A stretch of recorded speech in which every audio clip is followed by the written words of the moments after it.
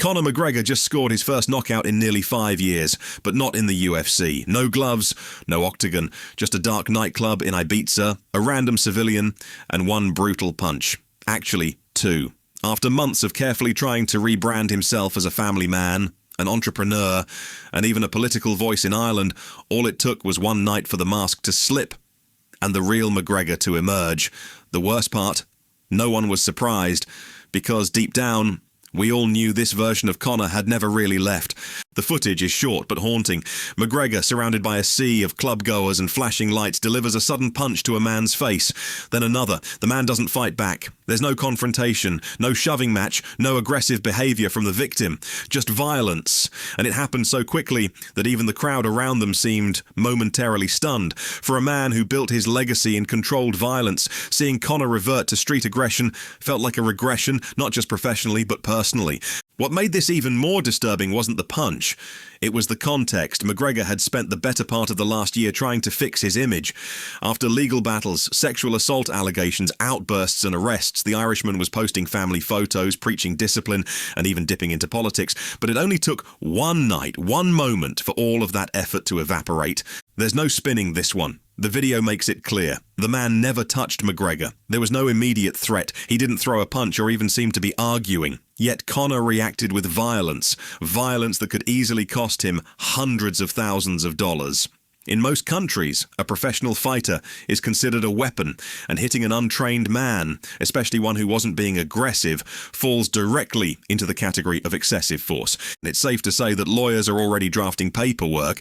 If this man has even a halfway competent legal team, he could be looking at a six-figure settlement. One punch could end up costing McGregor more than some fighters make in an entire career.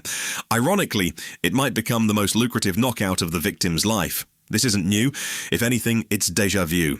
McGregor has a history of lashing out violently in public, from throwing a dolly at a UFC bus to punching an old man at a bar to smashing fans' phones. His track record outside the cage might be longer than his one inside it. Each time there's a familiar cycle: the incident, the media storm, the apology or denial, and the promise that he's changed. But change doesn't come with promises, it comes with behavior. The people around McGregor may enable him, protect him, or pretend not to see it, but the world sees it clearly. Fame didn't destroy him. Fame just let him take the mask off. People say he looked drunk. Others say it was something harder. And anyone who's familiar with Ibiza knows it's not just a party town. It's a chemical playground. McGregor's erratic behavior, slurred speech, dilated pupils, and explosive outbursts all point toward a man battling more than just public pressure. There's growing concern that the former champion is facing a serious addiction issue, not just to alcohol or drugs, but to adrenaline, to chaos, to being talked about. Once you've had the eyes of the world on you, silence becomes unbearable. So you create noise, no matter how destructive. For months, McGregor's Instagram was all smiles, happy family moments, scenic yacht photos, motivational captions. But behind the filters and finely tailored suits, the cracks were showing. And now? They've shattered wide open. What the public is finally seeing is what insiders have known for a long time. Conor McGregor, the family man, was a role. And like any role, eventually the actor slips. Social media is a carefully curated lie. The real McGregor isn't in his posts. He's in the moments he thinks no one's watching. It's been 3 years since Michael Chandler started begging for a fight with Conor. But Conor never bit. Not because he was scared, but because the insults weren't personal enough. Conor isn't drawn to strategy, he's pulled by ego. If you bruise it, he'll fight. If you flatter it, he'll ignore you. That's why some of his most infamous moments have come from tiny slights. A rejected drink, a comment about his wife, a tweet from a rival. He needs confrontation, not for money, not for titles, but because peace feels like death. Think John Jones, another generational talent who couldn't escape his demons.